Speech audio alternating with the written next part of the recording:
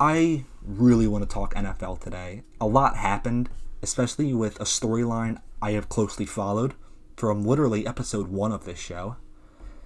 Cam Newton signs with the New England Patriots to provide competition and possibly even start over second-year quarterback Jarrett Stidham. And this is a weird signing if I've ever seen one, because Cam Newton makes sense for a lot of teams as a backup. But New England, the New England Patriots, Bill Belichick signed Cam Newton. If you would have told me that 3 months ago, I'd have laughed in your face. I would have taken whatever betting odds you gave me. Cam Newton is a Patriot. Who would have ever thought we would hear that? Essentially the antithesis of a Bill Belichick quarterback. Throughout all these years, we've seen guys where they're not the most talented, they don't have strong arms, they're not the most accurate, but they get the job done. Cam Newton is the complete opposite of that. Cam Newton has a very erratic arm. He is far from a consistently accurate quarterback. Cam Newton runs the ball a lot, which is something we have never seen from a Patriots quarterback. Tom Brady's career highlights running is him at the 1 yard line doing a quarterback sneak. Now he's got Cam Newton. There are a couple ways to look at this. And quite frankly, I don't even know how to look at this. When I was making my notes for this, I just put like pros and cons of Cam Newton to the Patriots. And I truly cannot decide which side I'm on. On the one hand, he provides fantastic competition for Jarrett Stidham. The Patriots have a legitimate quarterback competition now. And the reason I don't think they had that before was because Jarrett Stidham had beat out Brian Hoyer as a rookie. If a rookie Jarrett Stidham beat out Brian Hoyer, there was no doubt in my mind, or probably anyone on the Patriots staff's mind, Jarrett Stidham was going to beat him out again. So Cam Newton actually provides a competition because Jarrett Stidham is the young player. The Patriots invested a draft pick on him, and he's been in the system for a year now, whereas Cam Newton is the ex-MVP, Pro Bowl quarterback. 2015 was the year of Cam, but he's in a very unfamiliar system. He's never played under a regime like this before. And you gotta wonder how this is gonna go down. There's so much potential, but there's also so much room for this to come crashing down. Now, what I like about this is it's no secret that the Patriots do not have a great offense. Their tight ends are about as bare as it gets. Matt Lacoste and Ryan Izzo are their starting tight ends. Somehow, 38-year-old Benjamin Watson was their starting tight end last year. So that should just give you some context as to how bad it is. And then you look at their receivers, and it does not get much better. Julian Edelman, their number 1 receiver, led the league in drops last year. They spent a first-round pick on N'Keal Harry, who, if his life was on the line, N'Keal Harry could not get open in 2019. You go down the list. Marquise Lee has been unhealthy for 2 years now. What is Marquise Lee? I don't know. And then to finish it off, you have Mohamed Sanu. If you're a Patriots fan, you probably do not love Mohamed Sanu. They traded a second-round pick for him at the trade deadline last year. And he was the disaster. I mean, he dropped everything thrown at him, and he seemingly forgot how to play football when he got to New England. So their tight ends are essentially non-existent, and their receivers are leading the league in drops, a bust who you traded a second-round pick for, a bust you drafted in the first round, and an injured Marquise Lee. So, it's actually a weird point I'm trying to make. Historically speaking, when you take a running quarterback, they don't need great receivers to make it work. The absolute number 1 way to cover up a bad offense is with a quarterback who can do it all. And if you look at the recipes for success, during that 2015 season where Cam Newton led the Panthers to a 15-1 record and even won league MVP, do you know who his receivers were? Corey Brown, Jericho Cotchery, and Ted Ginn. Ted Ginn was his number one receiver when he went 15-1. Cam Newton had astronomical success with little to no receiving help. Corey Brown is out of the league right now. Jericho Cotchery is out of the league right now. Ted Ginn is about the fifth option on the Saints offense right now. And the only reason he's in the league is because he's making it work with Drew Brees as his quarterback. And it doesn't just go with Cam. Who's Lamar Jackson's number one receiver? Willie Snead? Lamar Jackson just won MVP. And Willie Snead was his go-to receiver. Michael Vick. During those dominant years in Atlanta, can you name a Michael Vick receiver? Peerless Price? Is that who we're going to name?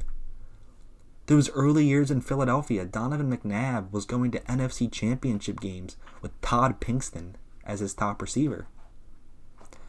I guess what I'm trying to say is, when you have a quarterback who can do it all, you can mask some severe weaknesses on offense. And that's why I do like Cam in New England. The Patriots have bum tight ends. I'm just going to call it for how it is. Bum tight ends. And a receiving room that is made up of busts. Whether that's through free agency, trades, or the draft. They're just busts. Their top guy plays the slot. And literally the one job of a slot receiver is be reliable underneath and catch the ball. Their slot receiver led the league in drops.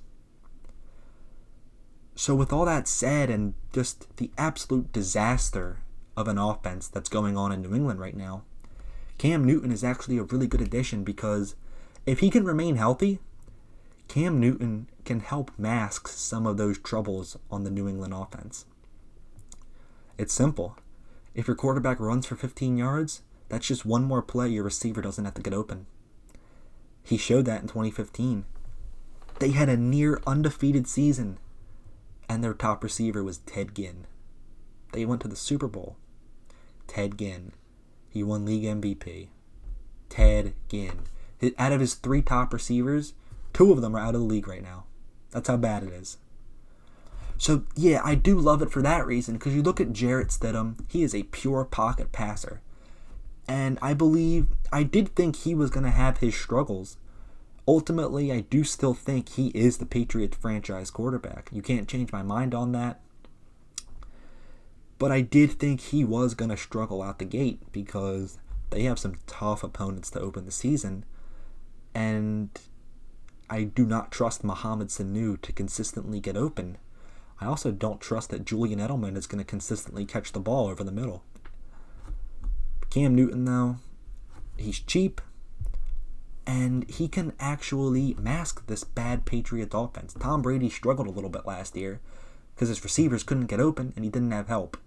If Tom Brady had Michael Vick's running ability, the season would have been a lot easier on him. The Patriots would have been a way better team. So that's why I love this.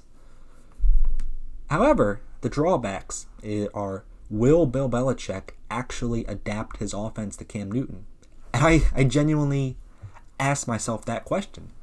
The reason Bill Belichick drafts quarterbacks that are all identical is because he's not adapting to them. He's drafting guys he can plug and play in his system. Cam Newton is not a plug and play quarterback in New England.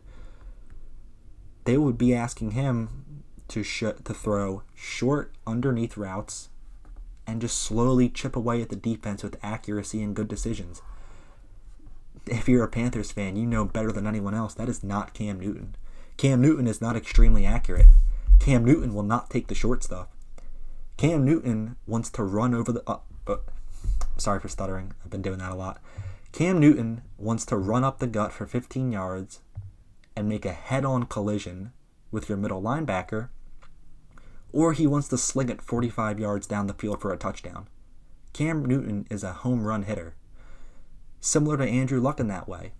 He wants the big play. He will hold the ball just a little bit longer for that big play. And that is not what New England's offense is tailored for. So if Bill Belichick can actually adapt his game plan to Cam Newton, this has a lot of potential to work out. But if they're expecting Cam Newton to throw the ball 40 times, all within 5 yards, this isn't going to work. Cam Newton is not accurate enough to throw the ball the way Tom Brady has in the past 20 years. I think this ultimately comes down to how stubborn is Bill Belichick. If Bill Belichick is willing to work with Cam and bring over some of what he did in Carolina, then the ceiling is exponentially high in New England. If there's anyone who can get the best out of a player, it's Bill Belichick. He saved Randy Moss's career. Randy Moss, coming off of a 500-yard season in Oakland, had the best season ever by a wide receiver in 2007. It's just what Belichick does. He saves careers. He did it with Rodney Harrison. He did it with Randy Moss. He saves players' careers. Could Cam Newton be the next player on that list? Could he save Cam Newton? It's genuinely worth wondering. And the two things that are going to dictate this relationship are health. None of this matters if Cam Newton is not healthy and cannot remain healthy. So I just want to say that now. If his shoulder is still messed up, if his shoulder is weak in any way, and if he breaks his leg on the first hit of the season, none of this matters. The other thing is how much will Belichick adapt to him? I hope he does adapt.